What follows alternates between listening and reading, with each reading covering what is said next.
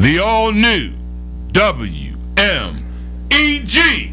Radio. And welcome back to Business in Motion, a program that focuses on business and entrepreneurship from an African-centered perspective.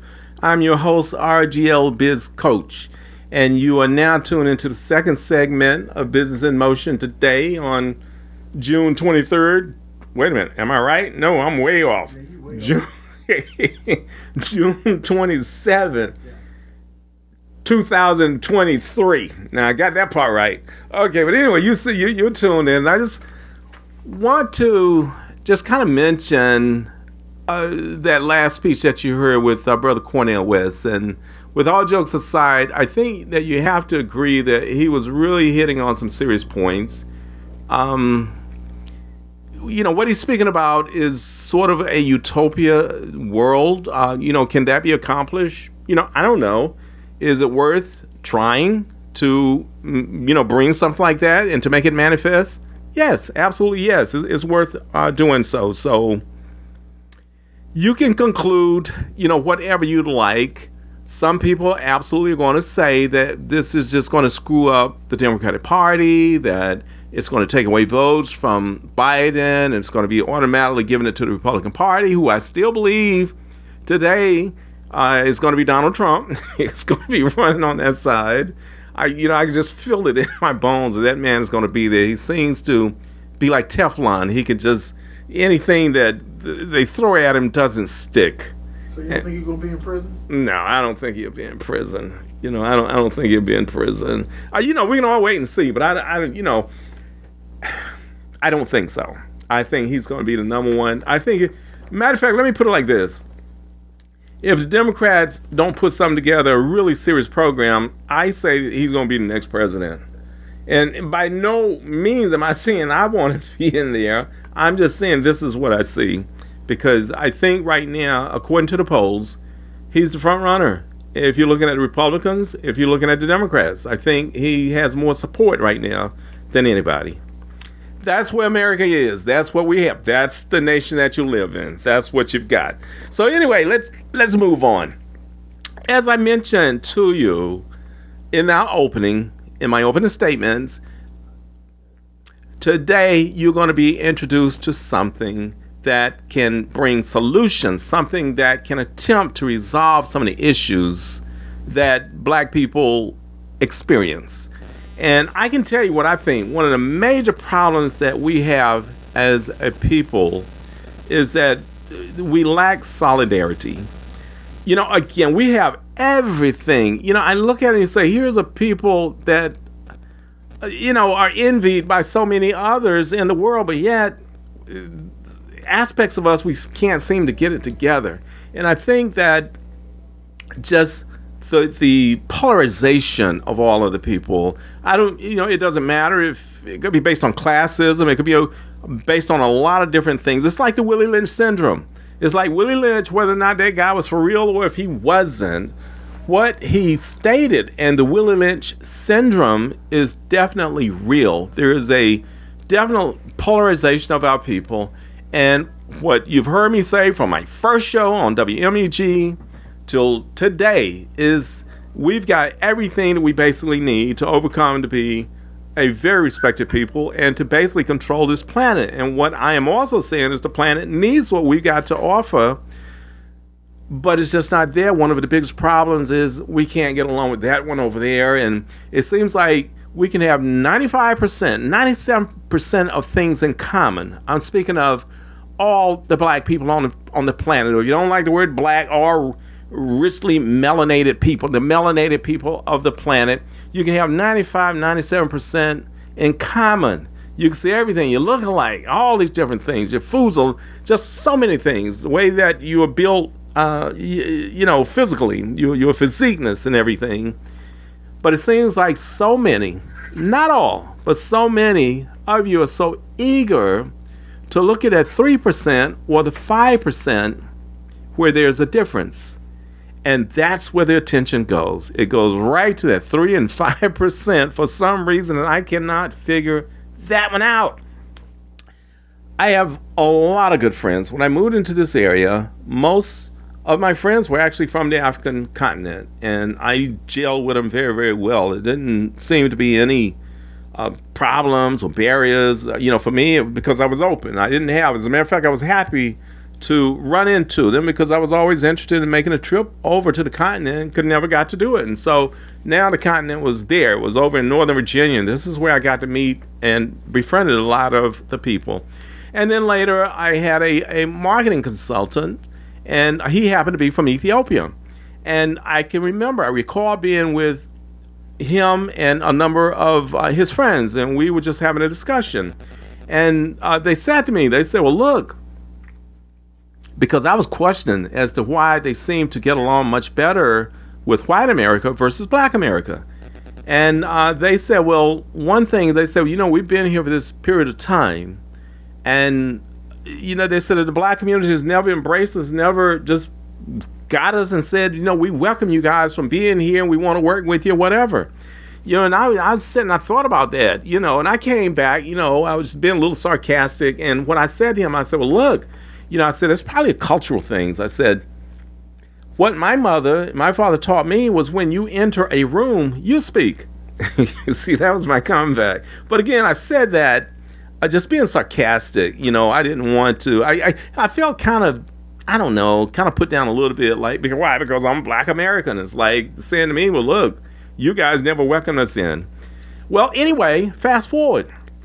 Much later, I'm with another group of West Africans, and we were talking and we were discussing, and the same topic came up, and it happened to be the ones of, they actually felt like African Americans don't like them, and I'm like, well, I can't say that to be true. They might not know, and they'll say like, why the African American doesn't like the Liberian, or why the African American doesn't like the Sierra Leone, and I'm like, look, most of them don't know one from the other. They don't know the Liberians from Sierra Leone, from the Nigerian. I'm just being real. Most African Americans don't know. They know Africa. They know the continent. Today, okay, if you're around the Washington, D.C. area, Maryland, you'll know what Ethiopians are. It's simply because they look a little different. Some of them look just like Americans. But for the most part, most African Americans can't distinguish, one from the other. And they said the same thing, that they had never been welcomed into the country by the African Americans. So I'm thinking, all right. So anyway, what I do is put together one and one, and I'm always trying to come up with solutions and how can we overcome here and how can we do this.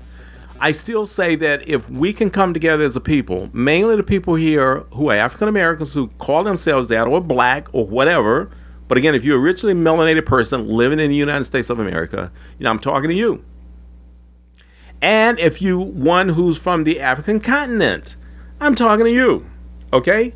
If you can overcome these false barriers, these barriers that were created, and I'm going to attribute them to Willie Lynch. But once you can get to the point, once you can evolve to the point where you can overcome that, you're going to see that with all of those natural resources that's on that African continent, that all nations in the world who wants to rule and wants to be in power is trying to get, and they're working day and night doing everything possible to get to those resources, because you can't. It's like everything that's needed today, and there's AI, they're talking about artificial intelligence and technology and all these different things. You can't make it manifest without Africa. The resources that are necessary to make these things happen come out of the African continent. Okay, it's plain and simple. Now, here it is. The way that they rig things up, and I'm telling you, this will just blow your mind, but the way coming out of colonization, the way that everything was set up in post-colonization, is it made it very, very difficult for the people who are there to be able to capitalize on the resources that they have. Now, you come over to the United States of America, and a lot of these things happen to be in my book, Sankofa Business Alliance, Revolutionary Strategies for Black Economic Growth. But you come over to the United States, and, okay, we weren't colonized, but, we were enslaved. And coming out of slavery, after slavery, there was like a... what's the word I'm looking for when you perform surgery on a person's mind? Can't think of it, but anyway, it's like almost like they perform surgery on these people and changed them psychologically, where there was this negative feeling and negative perception about the continent. And most of it, from my understanding at this day and time, they're all false. These are they're an illusion. It's like false perceptions that have been ingrained into the people's mind on both sides of the Atlantic Ocean. And obviously it was done for a particular purpose, simply because if you come together, if the mentality of African Americans, that mentality that we have, because one thing I can say is we have an understanding of the oppressor probably at a higher level than anybody else who's on the planet, simply because when we were brought here, there was no place that you could go. You couldn't get away. You had to deal with the situation to the best of your ability. Whereas even if you look at the Caribbean, different places, there might have been some place of refuge that they could go to and can kind of get away, but we couldn't. So we had to deal with that situation. But anyway, bottom line, what I have decided to do, and this is coming through Platinum Dynamic Institute, is we're going to start having the Sankofa Business Alliance Afro Entrepreneur networking parties. And these parties, look, they're revolutionary, because at the essence, what these parties will do is bring the two groups together to network, to start to discuss, discussions that maybe they don't have. But the difference is, with this, I'm going to do it, or it's going to be done in a way that really attracts melanated people. And what I'm talking about, what I want to do is I want to give you the image. I want to give you a picture of what one of these parties might look like. Now, if you think about it, okay, just think about this. First of all, I'd like to do it on a weekend, on Saturday evenings from about 6 o'clock to 10 o'clock. Now, you figure during that first hour, around 6 o'clock to 7 o'clock, there's going to be jazzy music, live music. There could be comedians. There could be, different things, but mainly music. And people get to come in. The doors are open. They come in. You get to mingle. You meet with the other people. You get to network, pass cards, learn one another as to what you do. And this is like the icebreaker from 6 o'clock to 7 o'clock. Then from 7 o'clock to about 8 o'clock is going to be a nice dinner.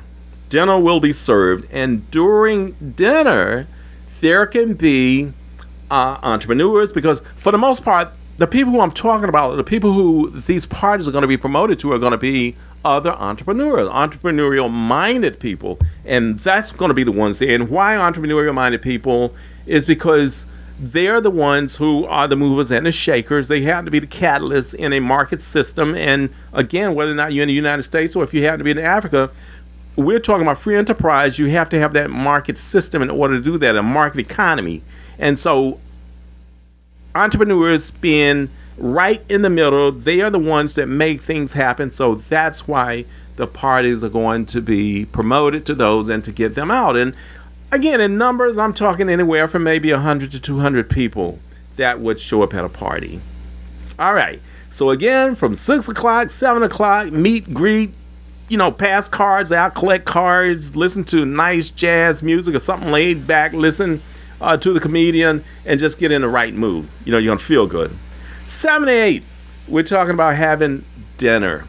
Good meals. I want to have a combination where there are going to be foods that can be served from the U.S., American-based foods, and also foods that could be provided that are from various African nations. During that time, people can get up, they can get on a stage, they might be able to do a quick presentation of their business, what they've got to offer. They could talk about opportunities that might exist. This could be either here in the United States, or it could be in that African nation, wherever that person might happen to be from. But the bottom line is they get to get up and share what they have and what they would want to accomplish with everybody who's there. Now, so that's from 7 o'clock to 8 o'clock. At 8 o'clock, we want to roll the rug out or pull the rug up. I should say it. Because at 8 o'clock, he doesn't even know it yet. But DJ Rock, DJ Rock, you just got recruited, bro. We want DJ Rock in the house because we want to be putting those tunes out. In other words, what I'm talking about is creating an environment that's going to be fun, it's going to be effervescent and very bubbly, and people just having a good time and meeting and greeting everybody. You know, it's going to be a function where you just don't come dressed anyway, but you're kind of semi-formal or African attire. You know, either one works. It works very well. But so you come there and you're coming just to let loose and to have a good time and, take it from there. So that's kind of what I'm talking about in the way that one of these parties is going to look. Now, another thing, what I want to speak about is just during that first time when those doors are open, that is a priceless. What is to be provided is a priceless experience because, again, it's very difficult trying to get to people and network